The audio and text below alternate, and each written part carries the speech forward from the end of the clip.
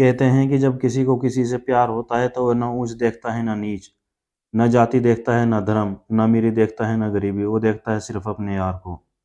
दोस्तों, एक ऐसी प्रेम कहानी जिसमें एक लड़का और एक लड़की दोनों से बेइंतहा मोहब्बत करते हैं, लेकिन दोनों के अलग अलग जाति होने के कारण दोनों को प्यार करने की इतनी खौफनाक सजा मिलेगी, दोनों को प्यार करने का इतना खौफनाक खौफनाक अंजाम होगा कि जो आप सोच भी नहीं सकते। दोस्तों, आदाब, नमस्कार, गुड इवनिंग। हमारे YouTube channel Imran true story में आपका स्वागत है। चैनल को सब्सक्राइब जरूर करें, वीडियो को लाइक करें। अगर आप अपनी कोई राय, कोई सुझाव हमें देना चाहते हैं तो कमेंट बॉक्स में जाकर अपनी राय, अपना सुझाव जरूर दें। अब आते हैं आज की कहानी पर, आज की सच्ची घटना पर। आज हम आपको जो सच्ची घटना सुनाने जा रहे हैं, सच्ची घटना है उत्तर प्रदेश का एक जिला पड़ता है मुरादाबाद।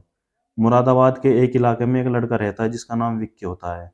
विक्की एक साधारण से गरीब परिवार का लड़का होता है। वह विक्की एक कंपनी में काम करता है। हर रोज सुबह कंपनी के लिए निकलता है और देर शाम तक वापस लौट आता है। हर रोज की तरह ही विक्की 11 अगस्त 2023 को भी अपने घर से अपनी कंपनी के लिए निकलता है, लेकिन देर शाम तक वापस नहीं लौट पाता। विक्की का परिवार, विक्की के माता पिता उसका इंतजार कर रहे होते हैं, इधर उधर तलाश करते हैं, काफी छानबीन करते हैं, लेकिन विक्की के बारे में कोई जानकारी नहीं मिल पाती। फिर विक्की का परिवार उस कंपनी में जाता है जहां वह नौकरी करता है, तो वहां मौजूद कर्मचारी बताते हैं कि आज तो विक्की काम पर आया ही नहीं है। अब ये सुनकर और इधर उधर तलाश करने के बाद विक्की का परिवार सीधा पुलिस स्टेशन जाता है और गुमशुदगी की एक रिपोर्ट दर्ज करा देता है।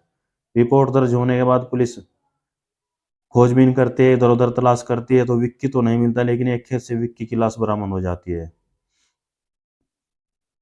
अब लाश बरामद होने के बाद पुलिस विक्की के परिवार से किसी पुरानी रंजिश या किसी भी तरह की पुरानी दुश्मनी के बारे में पूछताछ करती है, लेकिन विक्की का परिवार किसी पुरानी रंजिश या किसी दुश्मनी से साफ इनकार कर देता है। अब पुलिस सीधा उसकी कंपनी में जाती है जहां वह नौकरी करता था। वहां जाकर वहां मौजूद कर्मचारियों से पूछताछ करती है, तो वहां मौजूद कर्मचारी बताते हैं कि विक्की एक सीधा साधा और साफ सुथरा इंसान था, लेकिन वह हर रोज कई घंटों तक मोबाइल पर बातें करता था। यह सुनकर पुलिस की टीम सीधा उसके नंबर की कॉल डिटेल निकालती है और उसमें एक नंबर मिलता है जिस पर पुलिस को थोड़ा शक होता है।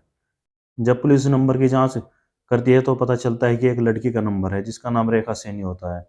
अब पुलिस रेखा को गिरफ्तार करती है और जब उससे पूछताछ करती है तो वो एक नई कहानी बताती है।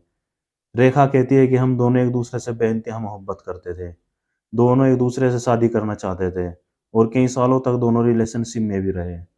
लेकिन तभी कुछ कुछ समय के बाद रेखा की जिंदगी में एक नए लड़के की एंट्री होती है जिसका नाम आकाश सैनी होता है। आकाश रेखा को प्रपोज करता है और रेखा भी उसके प्रपोजल को एक्सेप्ट कर लेती है।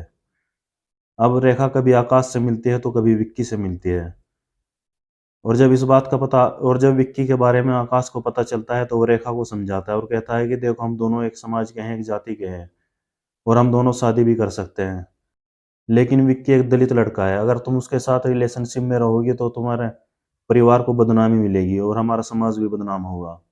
यह सुनकर रेखा भी आकाश की बातों में आ जाती है और रेखा विक्की को इग्नोर करने लगती है, धीरे धीरे बात करना बंद कर देती है और उसके साथ मिलना जुलना भी बंद कर देती है। जब इस बात का पता विक्की को चलता है तो विक्की रेखा को ब्लैकमेल करने लग जाता है और उसको धमकी देता है कि मेरे पास तुम्हारी कुछ रिकॉर्डिंग है, कुछ वीडियो है जो सोशल मीडिया पर वायरल कर दूंगा। जब ये बात रेखा को पता चलती है तो रेखा ये बात आकाश से बताती है और आकाश और रेखा दोनों एक प्लान बनाते हैं और प्लान के मुताबिक रेखा एक दिन यानी 11 अगस्त को विक्की के पास फोन करती है और उसे मिलने के लिए खेत पर बुलाती है जहां अक्सर दोनों हमेशा मिलते थे, कई घंटे बिताया करते थे। अब जैसे विक्की के पास रेखा का फोन आता है तो विक्की खुशी खुशी उस खेत पर जाता है।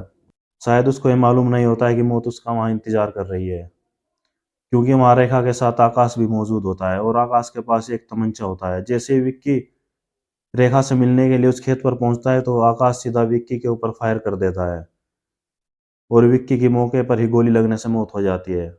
और जब पुलिस इस घटना का खुलासा करती है तो इस घटना का खुलासा होने के बाद पुलिस रेखा और आकाश दोनों को गिरफ्तार करती है और सीधा जेल भेज देती है।